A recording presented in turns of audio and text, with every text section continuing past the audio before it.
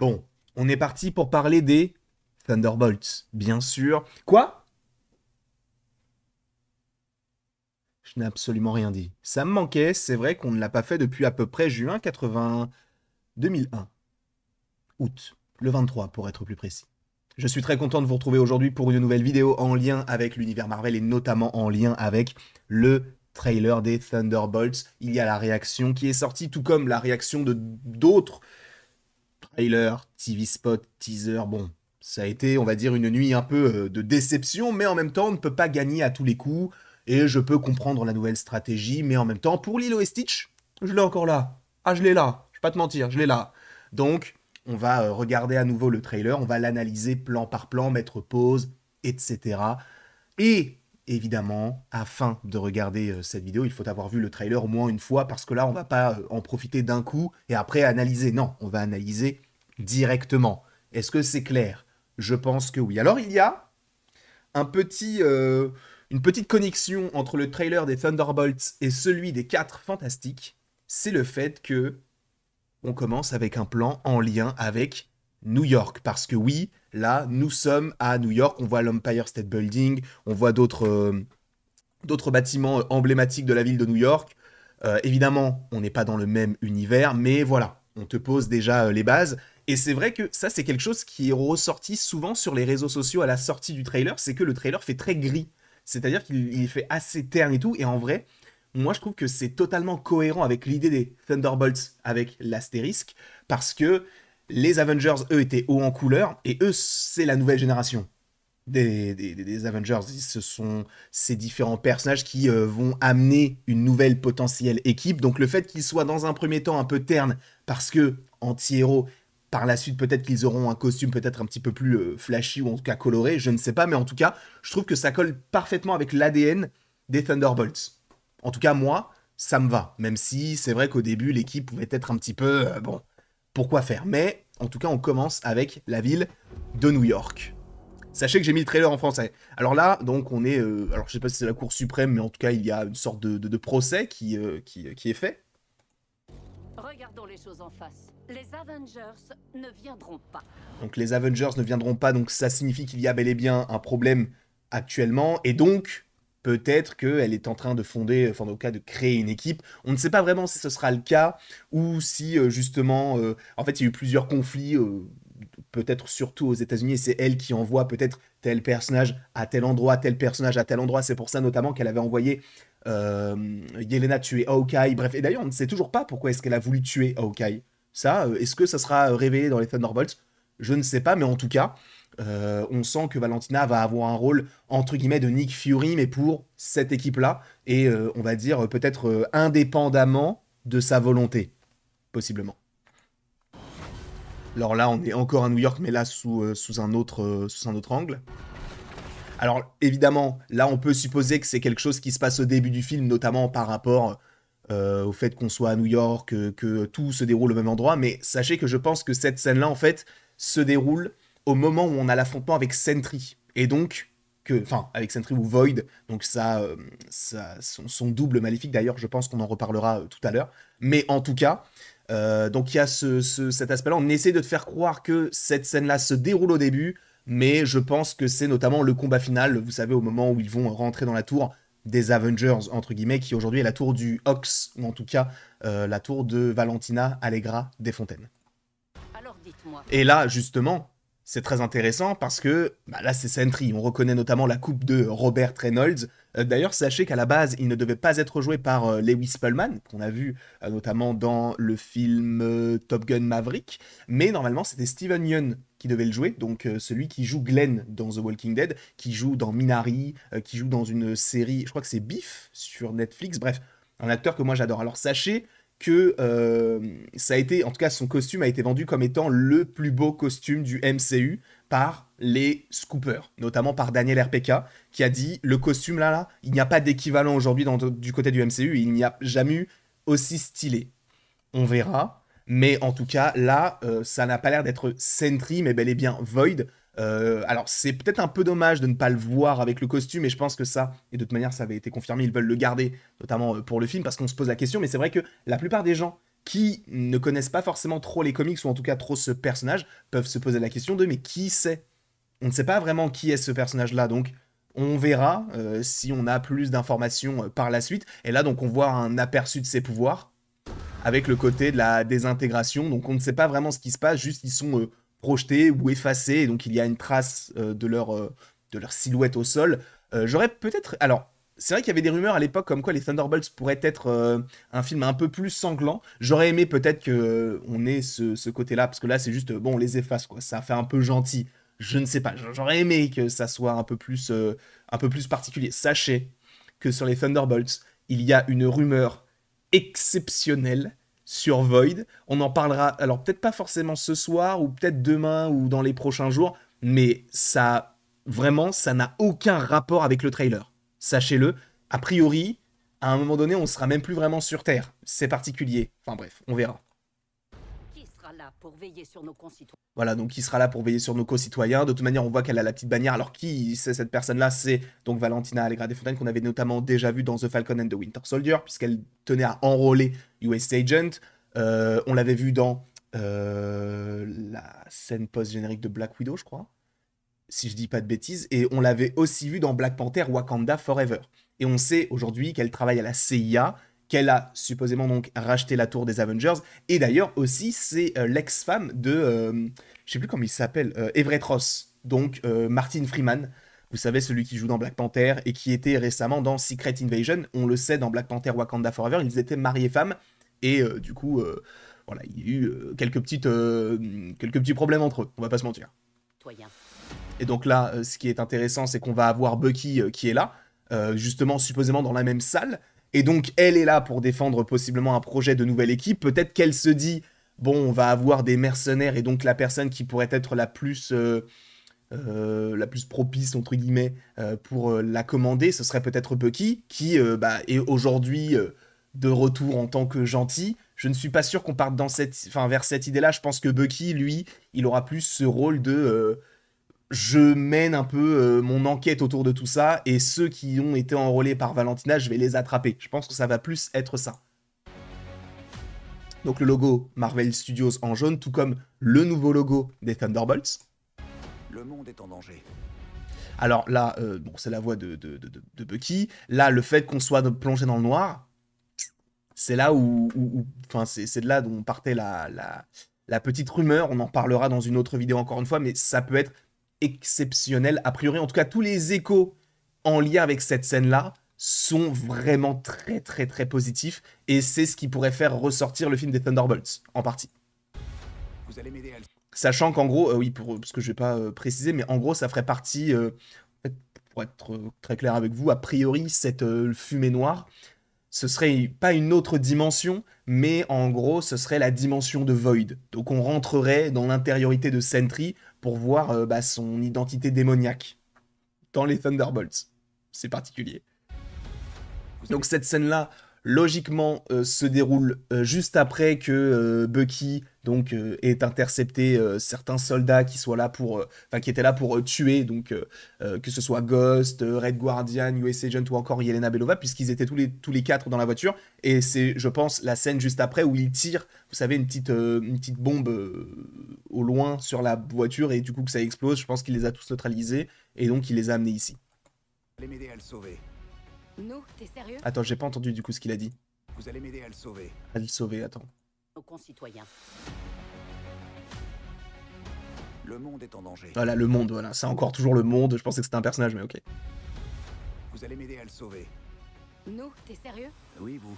Pourquoi? Vous avez mieux à faire? J'adore ce gars. On le voit de toute manière. D'ailleurs, aussi, ce qui est intéressant, c'est que, bon, lui, c'est... Ah non, c'est pas le seul super soldat, puisqu'il y a aussi US Agent. Même si, bon, d'ailleurs, Bucky, il connaît déjà un US Agent, mais vous avez vu, ça, c'est particulier, parce qu'il a enfermé Ghost et Yelena avec de simples cordes, mais pour Red Guardian et pour US Agent, il y a des morceaux de ferraille.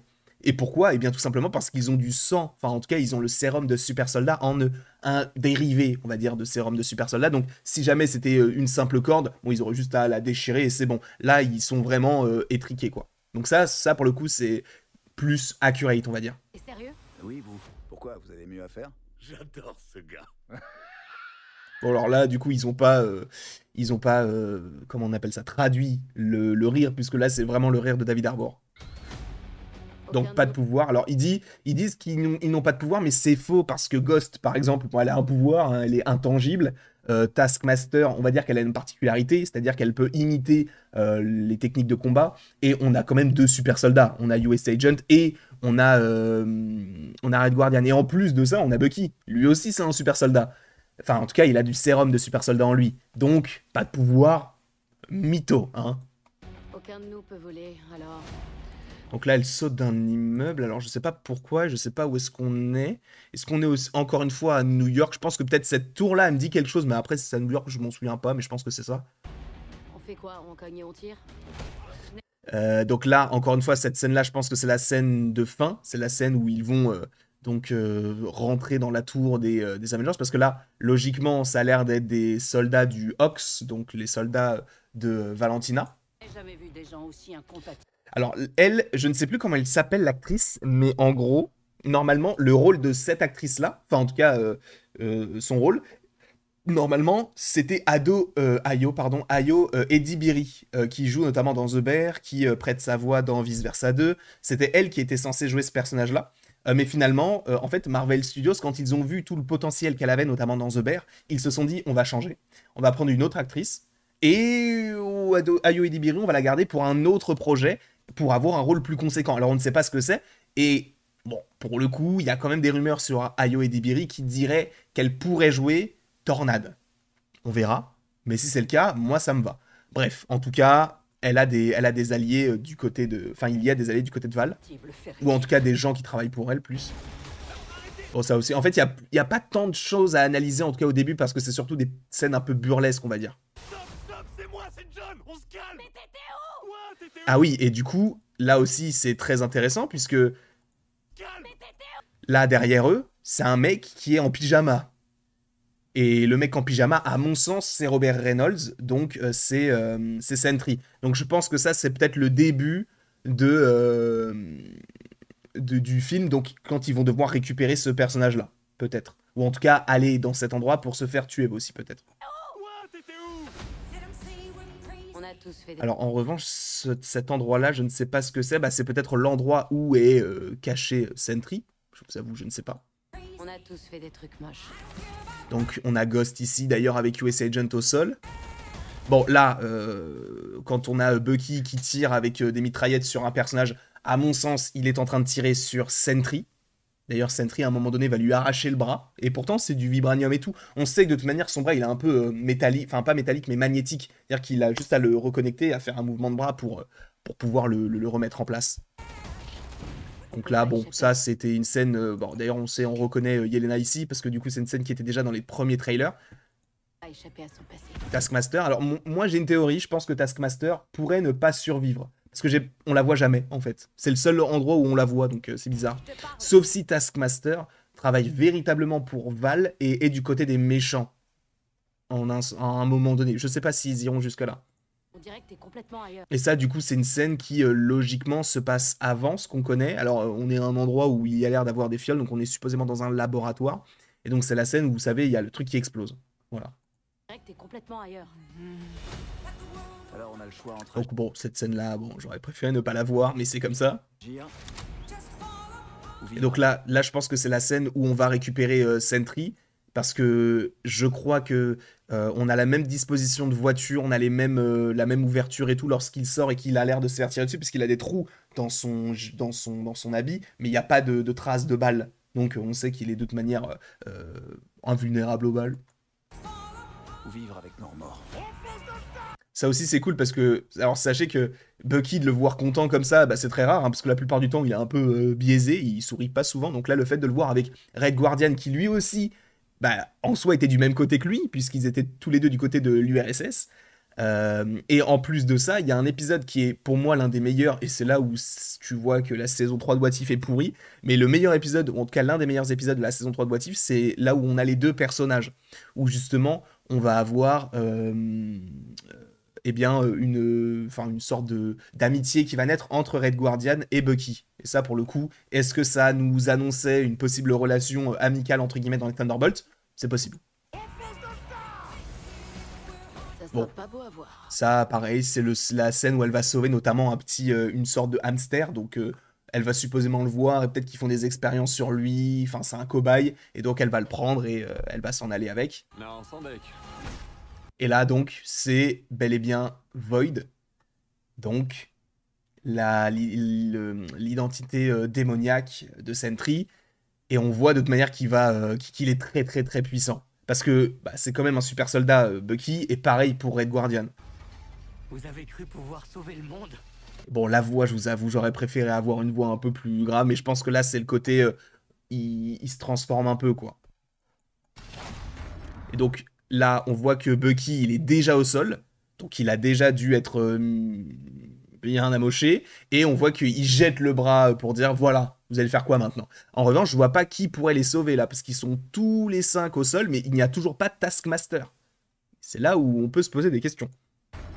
Vous êtes même pas capable. Voilà, donc là, bon, c'est la tour des Avengers, hein, c'est le sommet de la tour. Et donc là, on a Sentry qui a l'air d'avoir un costume assez noir.